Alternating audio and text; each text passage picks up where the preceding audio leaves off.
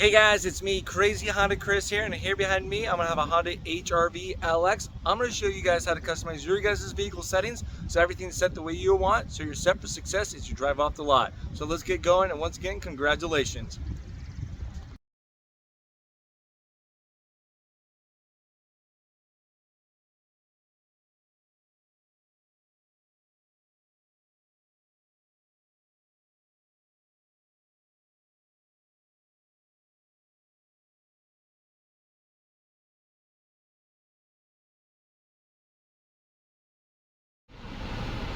Alright, so here we are right in the HR-V now. Everything's on running here. We're gonna be using this little wheel right here.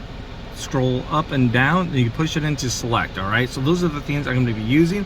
Right up here on the left hand side of the driver's interface is where we're looking at. You got this whole thing going on. Alright, so we're gonna go to settings, as we already passed it. Select that, then here we are in vehicle settings. Now the first thing that's going to pop up is your tire pressure monitoring system calibration. So if your tire pressure light ever come on, this is where you're going to reset that after you're double checking it, alright? Then we're going to scroll down to driver's assist system setup. This is where you can customize your sensing features. You got your forward collision warning distance.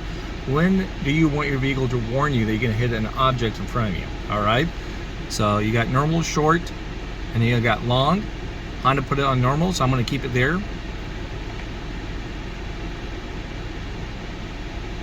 You got your ACC, forward vehicle detection beep. So when you have your adaptive cruise control on, you're driving down the road, you have it on. You got that distance sense. Oh, I found a car in front of us. It's gonna beep. All right, now it's off. Or do you want it not to beep? All right, so we're gonna turn it to beep. Why not? So like, hey Chris, I'm slowing you down from 45 to 40 because we found a car in range. Now we get your road departure. So this is simply the sensitivity or the warning on it as well. So let's say you get your lane keep assist, stuff like that. The sensitivity, you go out of your lane a little bit, whoop, right? Do you want to be normal, wide, or narrow? A little more sensitive would be narrow. Or do you want it to have warning only and not move you back over?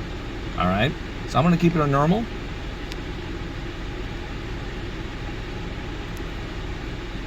Now you get your lane keeping assist, suspense beep. So as you are going out of your lane a little bit, right, then it beeps at you, brings you back. Well, this is what the beeping is. So we're gonna turn this on right here. So as you go out of your lane a little bit, it beeps at you. If you don't want that, that's where we turn that off at, okay? Now you get your traffic sign recognition system right here. So let's say you're driving down the road, it finds a speed limit sign, those are right up there for you guys. So it says, boom, 30 miles an hour, all right, speed limit. So why not keep that on? There's an on or off option from there. We're gonna go through this again. Okay, so now you got this one here for exceeding speed limit warning. Yeah, let's turn it on. So if I'm speeding, I like it to let me know. Now the cool thing is, though, the next option, we can set how much speeding are we doing over before it warns us. So you got a speed limit warning threshold setting right here. So let's say, you know, it says 30 miles an hour, boom, we're at the speed limit, it's gonna warn me. Or maybe I'm going 33, then it warns me. You know, going 3 over, 5 over, 10 over. Whatever you guys want to put down, you can.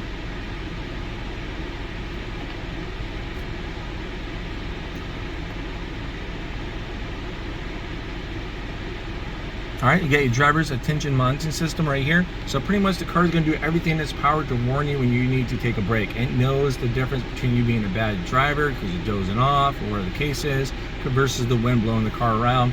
Most likely you never experience this, but I'm going to turn this on just in case, because something does happen. I want the car to do everything in its power to warn me, saying, Chris, you need to take a break. All right, so now that's everything under driver's system setup. This is system setup. Now you get your meter set up. Language, pretty easy. Changes all the language on here for you guys. You got a couple options. Your outside temperature display, right now you can see it's 81 degrees already at 9 o'clock or 8 o'clock already. Now you can fine tune this if you want to. I'm just gonna leave it alone to the back.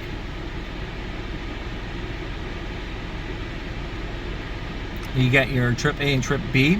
You can choose when you want to reset that. When you refuel, when you shut off the engine, or when you decide to hit the button and do it yourself.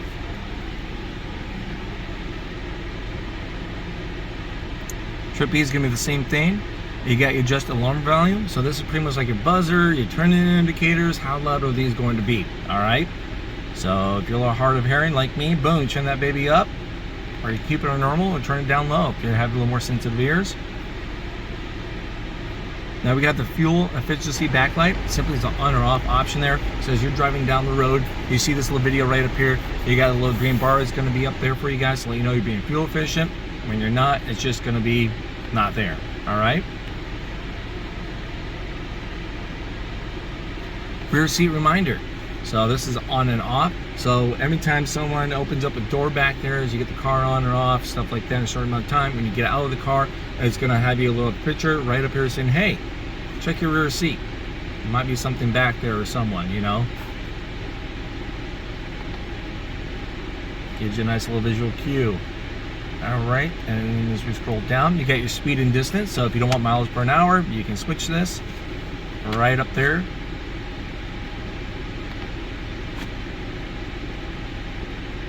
And then you get your tachometer. So as you guys seen earlier, as we're out around here, this is simply right now if you want your tachometer on right up there, or do you want it off and clean it up. All right. So if I turn it off, I click home, you can see no longer tachometer right up here. It's gone. And if you want it back on, just get right up there and switch it up. Now you're gonna have your light set up. Auto high beams. You want auto high beams to automatically come on, or do you want that to be disabled and you choose when you want those to come on? Interior light dimming time. So we shut the car, we shut the door and like that, in X amount of time your interior lights will turn off. 15 seconds, 60, 30, what works best for you? Drop it down below in the comments, guys. What do you guys think so far, how you be setting your vehicle up? No right or wrong answer. Headlight auto off timer. So we shut the car, right? All the doors are shut. When do you want your headlight to turn off? Automatically, boom, 0 seconds, 15. I can see people changing this. For example, if you like go to work super late and you have a little distance to walk, it gives you a little light to see, maybe get home. It's super dark where you're at home. Gives you time to get in the house or adjust it, or maybe you just don't get out much, or you just right in there in the garage. Put it as a 15, you know, it's fine.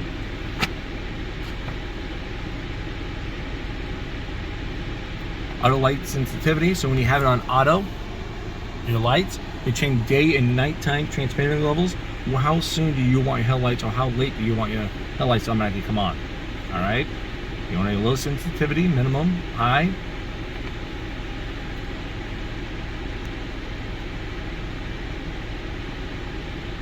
All right. So your auto headlight on with wipers. So if your wipers, you turn those bad boys on, right, and you have your headlights on auto, your headlights will automatically come on when your wipers are on as it rains. All right.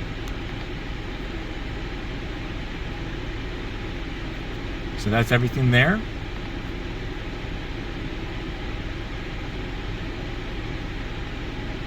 Doors set up. So you got your auto door lock. All right. So you just got in the car. You better go show off your vehicle out to friends, family, whatever the case is. When do you want your doors to lock? With speed, when you shift from park, or off and you just hit the button yourself. Now you have your auto door unlock. Same thing, just in reverse. You ride to where you're going to show off your car. When do you want your doors to unlock? A lot of people keep it on the first one here. I noticed all doors when the driver's side door opens. So let's say you do go somewhere new, you can mind your surroundings. You can shut off the car, you can shift to park, stuff like that. Or maybe out running around quite a bit with family and dropping them off. Maybe it is every time you shift to park, boom, doors automatically lock. Get out, guys. I gotta get going to the next spot. Or as soon as you shut the car. Or have it off.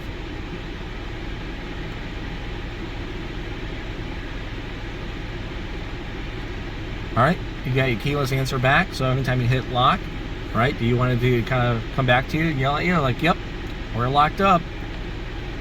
Let's do that. I like to have that little beep letting me know. All right, so you got the key fob remote thing right here going on, all right? So you can roll your windows down with your key fob, okay? So that's gonna be kind of a good and a bad thing. Some people hate doing that, but if you wanna disable that auto roll down for your windows, this is where you can do that at.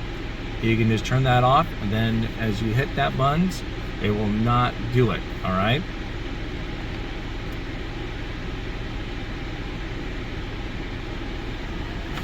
So you got your lock preset.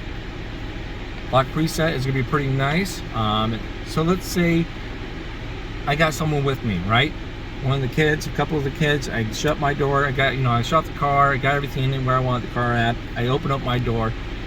I shut my door first before my kids get their stuff situated. I can hit the lock button on the key fob, all right? Even with the back door open, the hatch or whatever. So I preset that thing to lock up as I walk away, and the kids shut the door, then boom, all the doors automatically are locked still. So let's go nice. Now that's only if you don't leave the key fob in the car, of course, because you need the key fob with you as you do that, all right?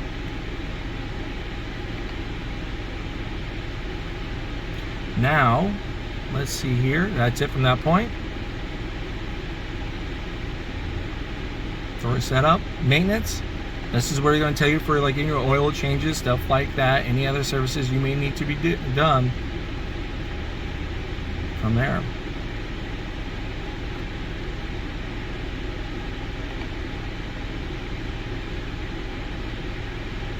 Then if I get done changing my vehicle settings and I want to go back to default, I'm just right down here, default settings, just automatically resets it from that point. This is me again, Crazy Honda Chris. Thank you again for watching my video from this point.